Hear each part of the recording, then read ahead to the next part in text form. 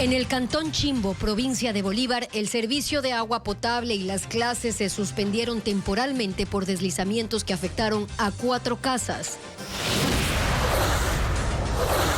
El CNE negó la última objeción presentada por el correísmo en contra de las elecciones porque dice no haber encontrado irregularidades en las actas presentadas como prueba. El Ministerio de Trabajo cambió de posición. Dice que la presentación de la reforma a la jubilación patronal tomará 120 días y primero habrá mesas técnicas con los sindicatos. Una de las obras para contener la erosión en el río Coca se construye con 2 años de retraso por 17 millones de dólares y cuando el hundimiento ya sobrepasó el punto en el cual iba a ser útil. El lago San Pablo en Otavalo enfrenta una crisis ambiental, pues se descargan entre 18 y 20 litros de agua servidas por segundo y los expertos advierten que si no se corrige, en 2 años morirá. En los primeros 100 días de su nuevo mandato, Donald Trump ha hecho cambios de fondo y de forma que alimentan el nacionalismo estadounidense. Televistazo lo describe. En la segunda entrega del Centenario de Barcelona, su hinchada es la más grande de Ecuador y tiene presencia hasta en el extranjero, pero no está exenta de polémicas. Muy buenas tardes, amigos. Iniciamos con la información este martes 29 de abril del 2025. Las fuertes lluvias siguen causando daños en Bolívar y Azuay. ¿Qué tal, Gaby? Hola, Steffi, amigos, bienvenidos. Hay familias damnificadas, viviendas destruidas, vías afectadas e incluso la búsqueda de 2 ocupantes de 2 vehículos continúa.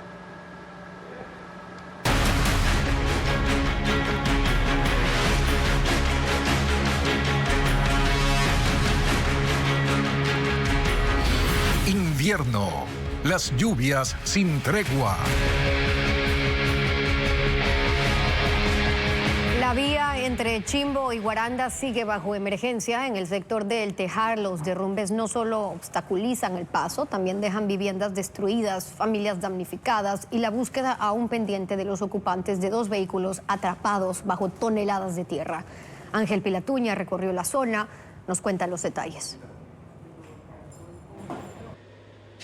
La remoción de escombros se acelera en El Tejar, cantón Chimbo, provincia de Bolívar, pero los pequeños deslizamientos provocados por la lluvia siguen complicando la situación y generando nuevos estragos. 14 personas quedaron damnificadas tras un derrumbe que alcanzó parte de 4 viviendas. Los escombros destruyeron cerramientos, paredes y derribaron 5 postes de luz. La zona se quedó sin suministro eléctrico.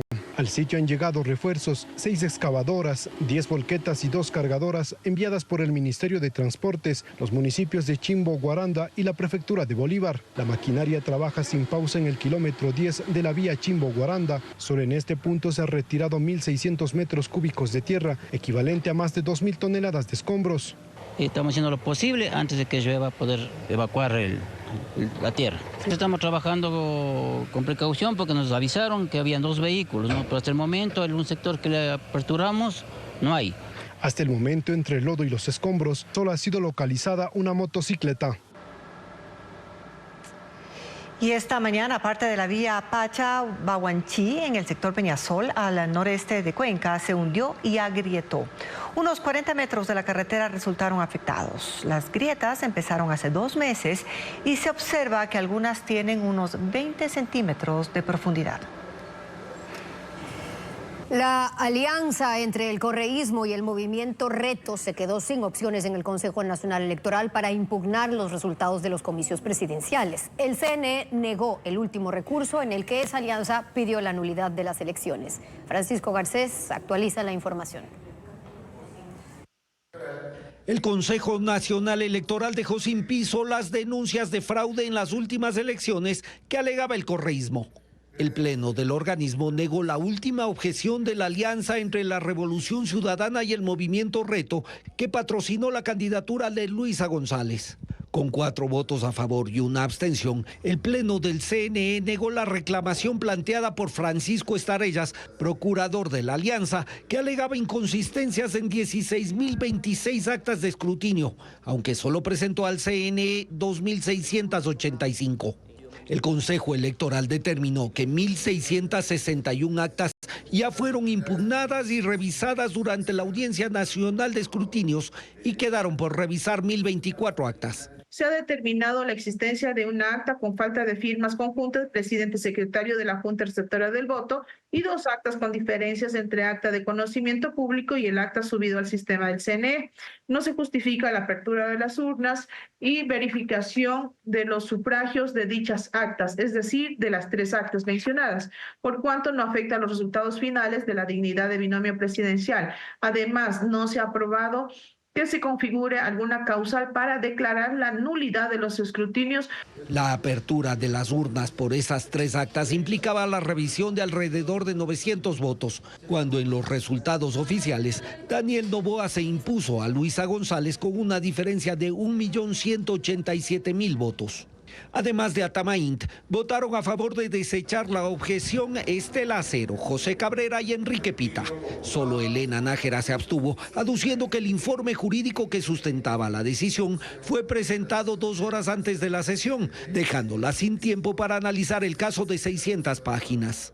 Al correísmo y a Reto solo le queda la opción de apelar ante el Tribunal Contencioso Electoral. Rafael Correa se rehusaba a aliarse con Leonidas Issa y el movimiento indígena en las últimas elecciones. Lo contó Abraham Verduga, hermano del exconsejero de Participación que se perfilaba para integrar el binomio de la Revolución Ciudadana. La conversación grabada es parte del expediente del caso Ligados. En la última campaña, Luisa González mantenía un discurso de la unidad de las izquierdas. Incluso para la segunda vuelta logró una alianza con el movimiento indígena. Sin embargo, Rafael Correa no los quería cerca. Lo dijo Abraham Verduga cuando este le propuso un acercamiento con Leonidas Issa si su hermano Augusto Verduga era parte del binomio de la revolución. Hay que hablar con los autores indígenas. Y yo sé que a usted no le gusta el tema de los diálogos con Issa, pero a mí me parece que es un interlocutor.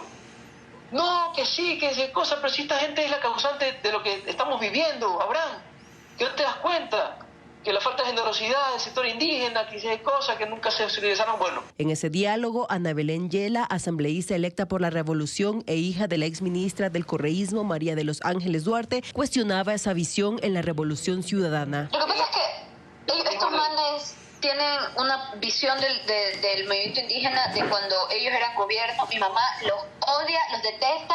La parte más retardataria de mi madre los odia, pero así como odio jarocho no los aguanta. Entonces le cerraban las vías, pues. Le cerraban las vías, le rompían los oleoductos, los detesta con todo eso. Pero además, porque ellos jalan solamente para su lado, para su esquina. Por ejemplo, los pachacutis que están ahorita en la asamblea, que son 5 chicas, le venden el alma a cualquiera con tal de conseguir sus objetivos específicos. No tienen como una visión más amplia del país. Yo creo que... Además se cerró con el tema de los indígenas. Él me decía que no tendría que haber cuotas positivas a favor de los indígenas. Bueno. Según Abraham Verduga, Correa calificaba a quienes querían aliarse con Issa como la izquierda infantil. Dice, sí, pues. Es que esa es la izquierda infantil, me dice Correa. Esa es la izquierda infantil, los que siguen hablando de que Issa dice cosas. Y así no vamos a ir a ningún lado, Abraham. O sea, yo te estoy hablando de que el perfil de Augusto es el indicado porque tiene conexión con los jóvenes, porque tiene buen discurso. Si los que ganan las elecciones son los buenos candidatos. Ya olvídense de esas alianzas con los indígenas, me dicen. Que los indígenas son los que tienen esta situación. Finalmente hicieron la alianza con los indígenas y no ganaron las elecciones.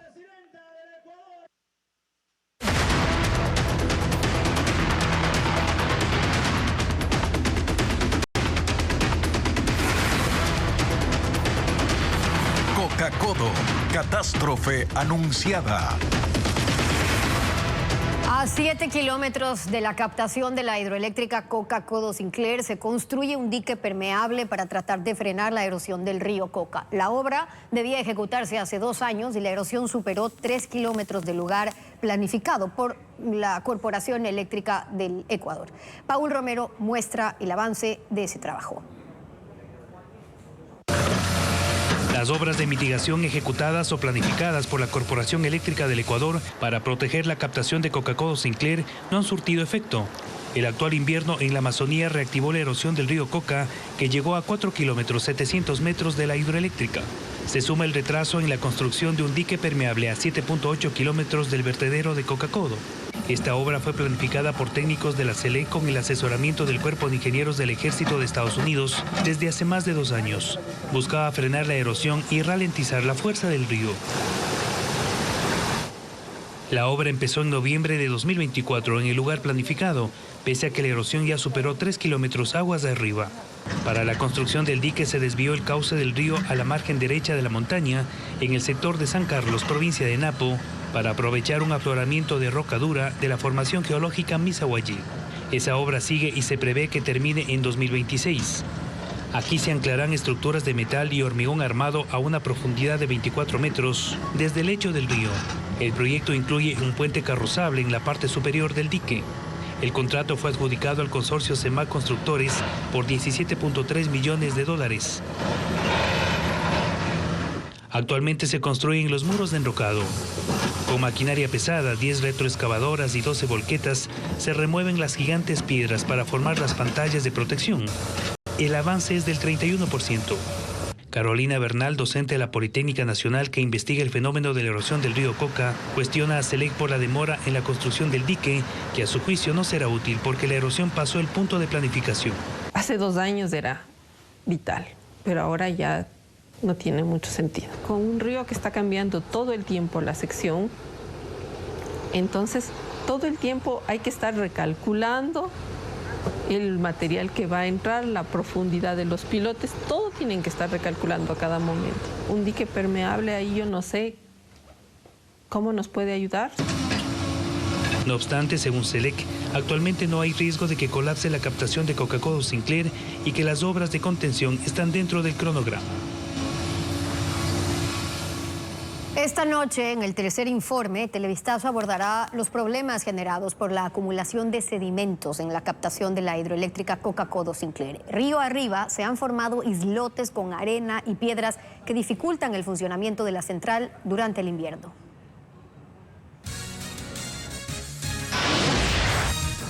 En breve, el Ministerio de Trabajo cambió de posición y dice que la presentación de la reforma a la jubilación patronal se hará en 120 días.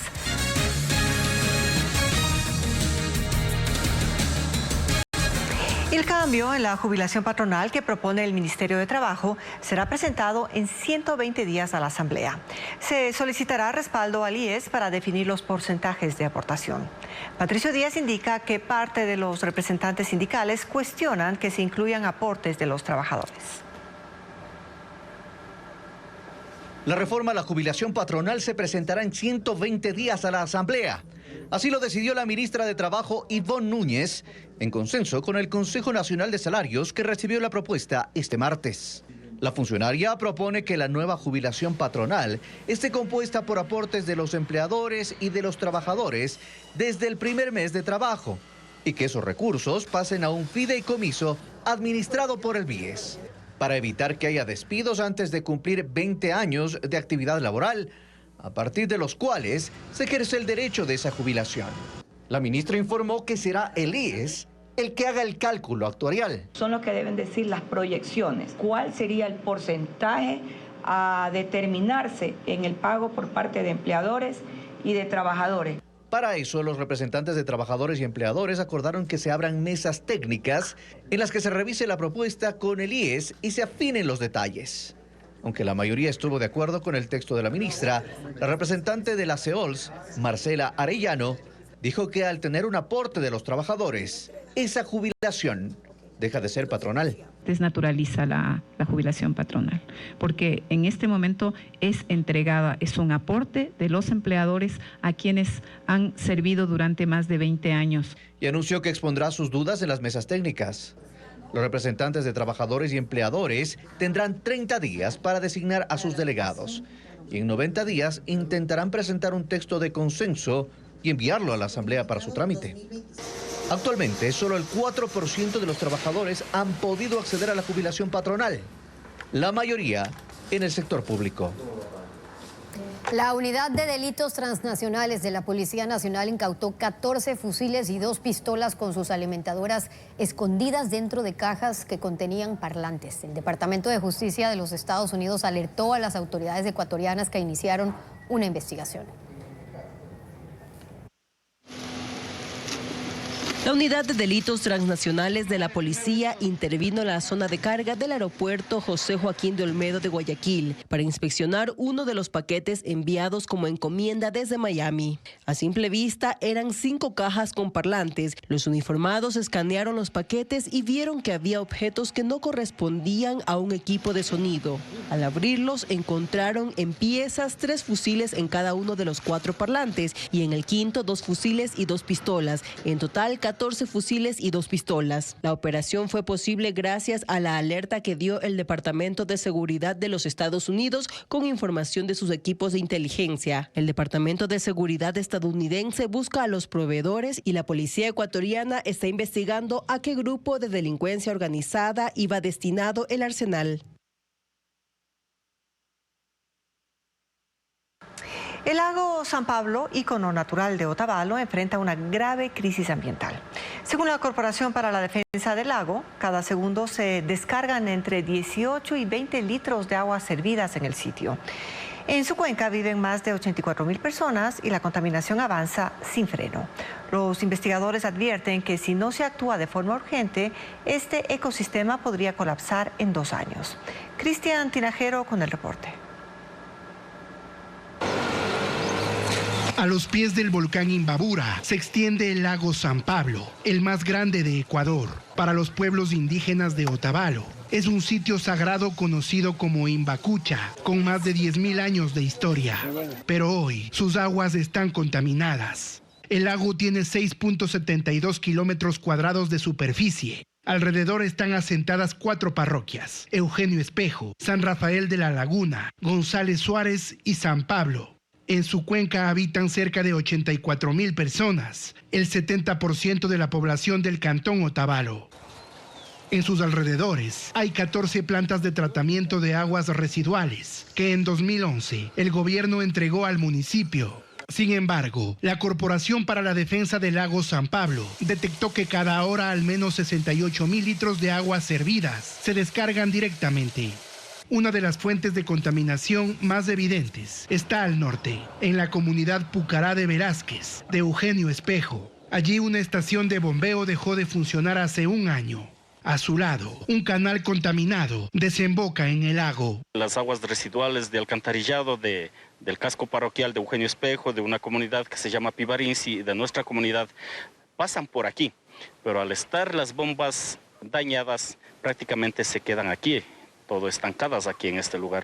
En el otro extremo, en la comunidad de Araque, la situación empeora. Los enormes tanques de recolección de la planta de tratamiento están saturados y al borde del colapso. Según los comuneros, dejó de operar en 2020. Mientras que en las piscinas, donde se debería observar un proceso de purificación, solo hay agua estancada.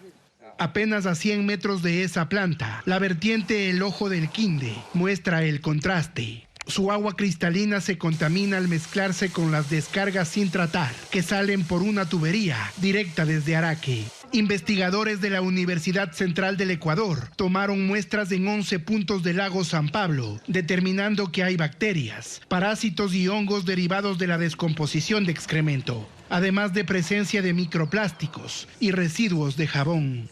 Su nivel de contaminación es de 7/10, considerado alarmante, de acuerdo a los parámetros del Ministerio de Ambiente. Y según el estudio, si las fuentes contaminantes no se contienen o eliminan, en 2 años, el lago podría morir. Más adelante, la energía eléctrica se restableció en España tras el apagón masivo. Los detalles en minutos.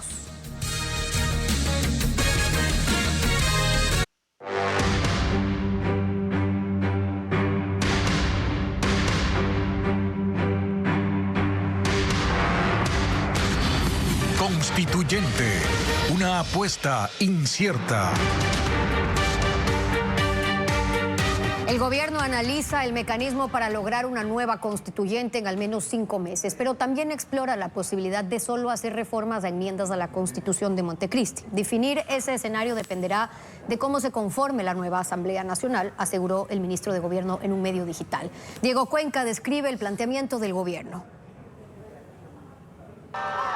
El presidente Daniel Noboa saltó a la cancha electoral con el discurso de refundar el país y para lograr ese cambio propuso hacer una nueva constitución. Y ahora que fue reelecto, su ministro de gobierno, José de la Gasca, sostiene que están explorando los escenarios para concretar ese ofrecimiento. Entendiendo el mandato que nos dieron el 13 de abril, pero también entendiendo que hay que ser flexibles y entender cuáles son todas las piezas del tablero, analizándolas con detenimiento y saber cuándo poder jugarlas. Alguien dirá, no te vayas a la constituyente todavía, si lo puedes hacer vía reformas o vía enmiendas. Bueno, lo estamos viendo, quizás alcanza o no alcanza. Hay que tener en cuenta cómo se van a terminar de configurar las mayorías en la Asamblea Nacional, porque eso nos va a abrir también caminos para despejar las otras vías de reforma un poco más sutiles o no tan estrictas.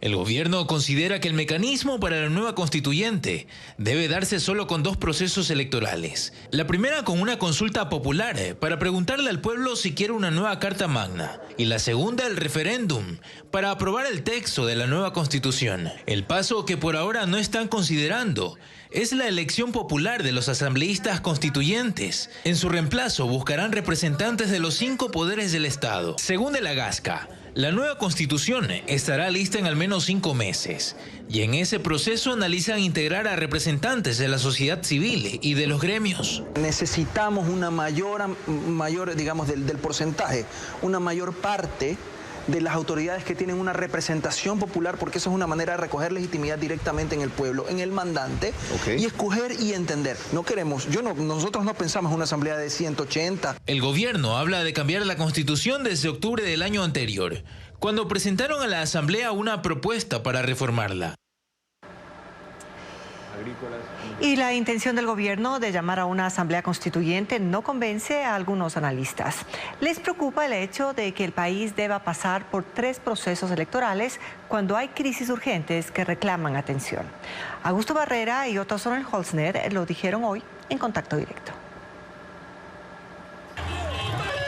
Una asamblea para cambiar la Constitución.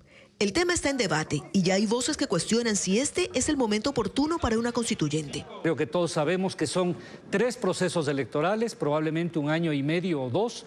¿Eso es lo que el país necesita? Mi primera apreciación es que esto no es lo que el país necesita. El país necesita unidad, agenda clara, concreción, gobierno. Eso es lo que el país necesita.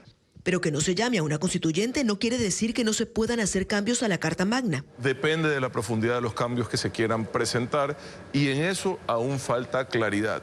Muy probablemente las intenciones reformistas del gobierno se pueden superar a través de una enmienda o de vía consulta popular o de una reforma parcial vía el legislativo. Porque hacer cambios de fondo, dicen los panelistas, no pasa necesariamente por cambiar la Constitución con cada gobierno nuevo. Yo creo que uno de los problemas a nivel constitucional del Ecuador ha sido esta intención permanente de los gobiernos de tener traje a la medida de su proyecto político. Y lo que no entienden es que cuando se hace una constitución se tiene que tener traje a la medida del país, no de un proyecto político. Lo que a ambos les preocupa es que las crisis más urgentes no necesariamente se solucionan con una asamblea constituyente. Por favor, se sienten a definir una política de seguridad. Si seguimos así, este año va a ser peor que el 24 e incluso peor que el 23. Pregunto, ¿esto vamos a resolver con una asamblea constituyente? Ecuador ha tenido ya 20 constituciones contando la actual, que entró en vigencia en el 2008.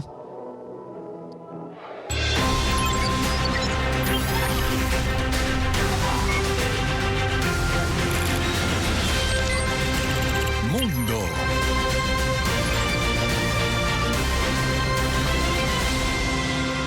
Con el triunfo del Partido Liberal en las elecciones de Canadá, el primer ministro Mark Carney se consolida en el gobierno. En su primer discurso luego de los resultados, arremetió contra el presidente de Estados Unidos, Donald Trump, y llamó traición a la imposición de aranceles sobre metales, vehículos y repuestos fabricados en Canadá.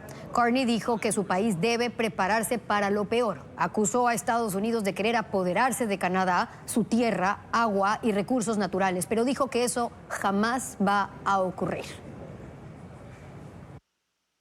La electricidad se restableció en España después del mega apagón del lunes, sin que estén claros los motivos del corte. El gobierno anunció una investigación y sanción para los responsables, pero han descartado un ataque cibernético. El informe con Ileana Suárez. Alrededor de las 4 de la madrugada de este martes, el 100% del suministro eléctrico ya se había restablecido en toda España. Los habitantes comenzaron poco a poco a retomar sus actividades tras el inédito apagón que paralizó el país desde el mediodía del lunes. Las mayores afectaciones se produjeron por la interrupción del servicio ferroviario, que dejó varados a miles de viajeros en las estaciones. Muchos pasaron allí la noche y tuvieron que dormir en el suelo. Bancos, oficinas gubernamentales, tiendas, supermercados y museos atienden con normalidad. Y aunque las clases se reanudaron en ciudades como Madrid, solo asistió la mitad de los estudiantes. El rey Felipe VI, el presidente Pedro Sánchez y otros funcionarios se reunieron en el Consejo de Seguridad Nacional, convocado de manera extraordinaria para analizar el impacto del apagón. Los técnicos de Red Eléctrica... Minutos después, Sánchez anunció que una comisión investigará lo ocurrido, pero desde ya descarta que se haya tratado de un ataque y aseguró que se exigirán responsabilidades. La policía ha informado de 5 muertos en circunstancias relacionadas con el corte de energía. 3 miembros de una familia fallecieron durante la noche por inhalar monóxido de carbono emitido por un generador. En Madrid, una mujer murió por un incendio provocado por una vela. Y en Valencia, una señora que respiraba con ayuda de una máquina de oxígeno también murió porque se quedó sin energía. En Portugal y en las zonas del sur de Francia, que también fueron afectadas, el servicio ya se ha restablecido en su totalidad y el gobierno portugués anunció que solicitará una auditoría europea del sistema eléctrico en la península ibérica.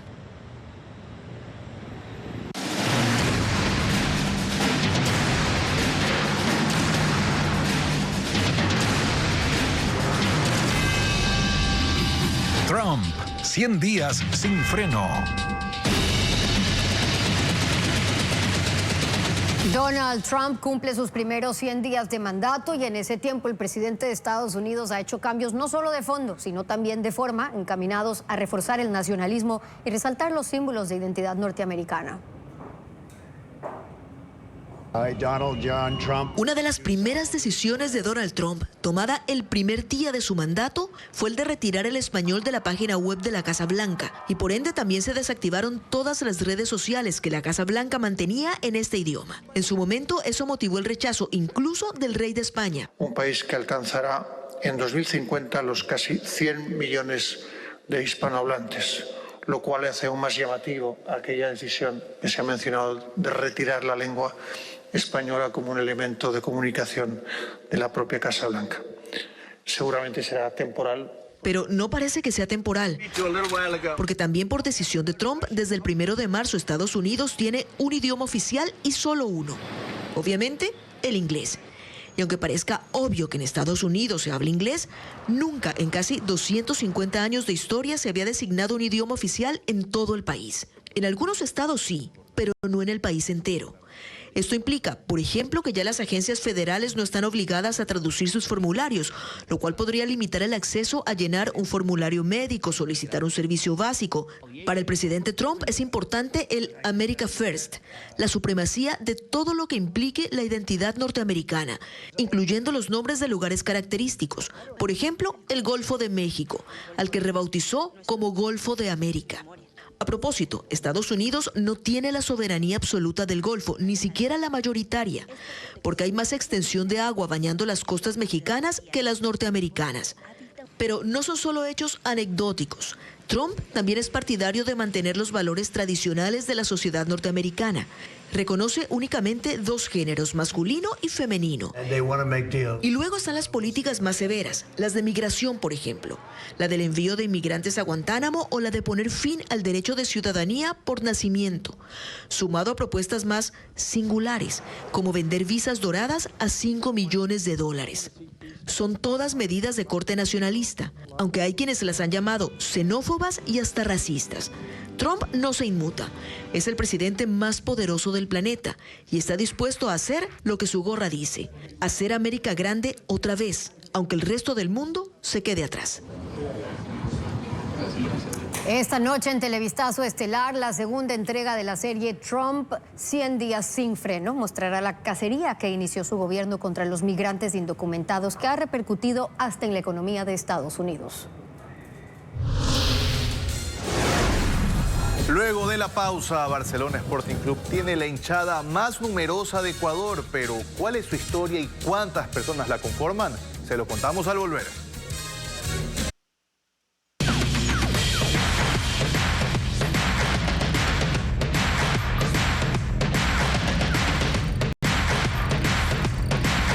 Barcelona, 100 años a pesar de todo.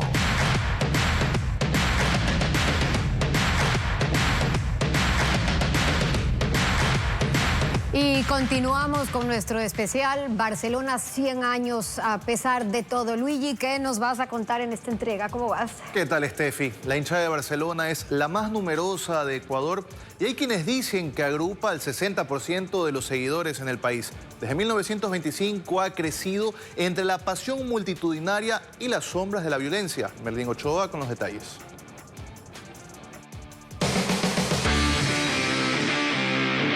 La hinchada de Barcelona nació junto con el club en el barrio del Astillero en Guayaquil en 1925.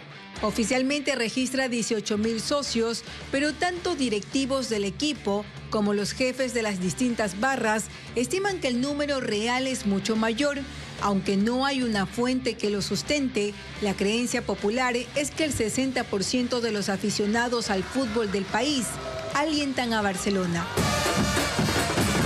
En el 2024, un estudio de la encuestadora Click reveló que en Guayaquil, 52% de los entrevistados se declaraba simpatizante de los canarios y en Quito, el 18%. La barra brava más representativa es la Sur Oscura. Nació en los 90 y tiene filiales en todas las provincias de la costa, pero también hay en Quito, Cuenca, Loja y comunidades ecuatorianas en el exterior. Dentro del Estadio Monumental se concentran en la General Sur. Ingresan una hora antes del pitazo inicial. Los tambores retumban. Las trompetas anuncian fiesta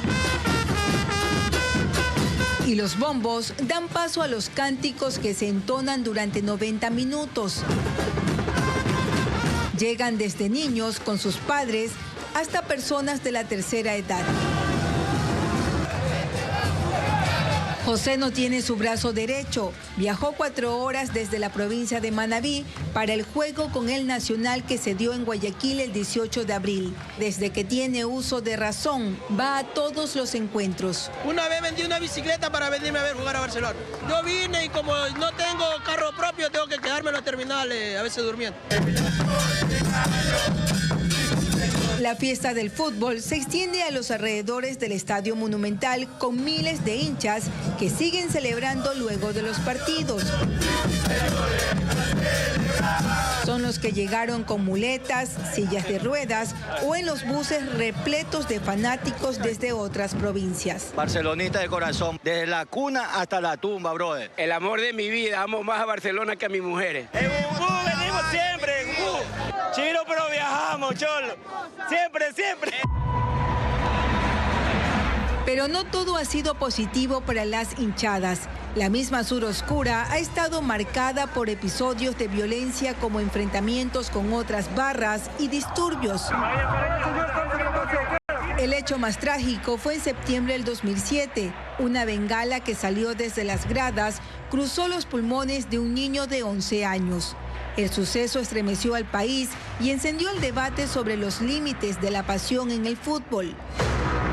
En octubre del 2024, el club fue sancionado con una multa de $80.000 por prender objetos pirotécnicos en 33 ocasiones y desplegar una bandera con un mensaje obsceno. En un esfuerzo por mejorar su imagen, algunos dirigentes han organizado campañas sociales y llamados a la paz. Su mensaje es que ser parte de la hinchada no es solo representar a un grupo de fanáticos, es una tradición que ya ha pasado por al menos 4 generaciones.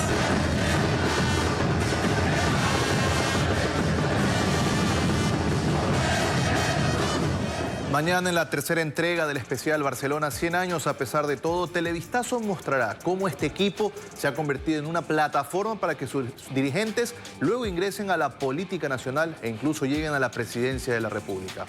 Y nosotros le hacemos una pregunta a los aficionados del Barcelona. ¿Cuál cree usted que ha sido el mejor 10 de Barcelona en sus 100 años?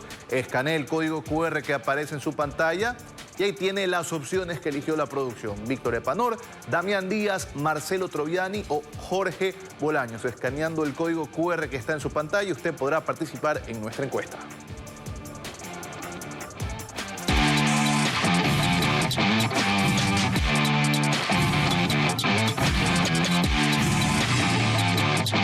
El segmento deportivo llega gracias a Heineken, sponsor oficial de la UEFA Champions League.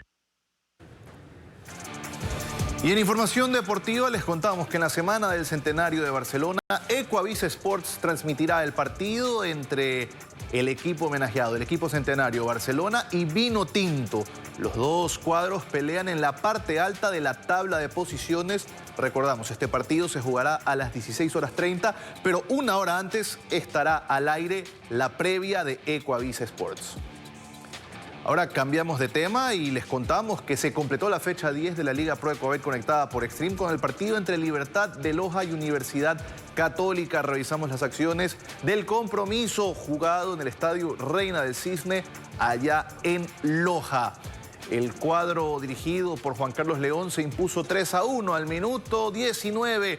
Llega esta jugada del centro que viene desde la derecha y en el área, siempre letal, Néstor David Caicedo. Un gran cabezazo para adelantar al equipo local. En el segundo tiempo, Ever Caicedo, finalizando la jugada que arrancaba por el sector izquierdo, convertía el 2-0. 2 minutos más tarde, completaría su doblete el jugador Ever Caicedo. El centro que viene desde la izquierda nuevamente, la combinación con Arboleda y Ever Caicedo que define era el 3-0 parcial.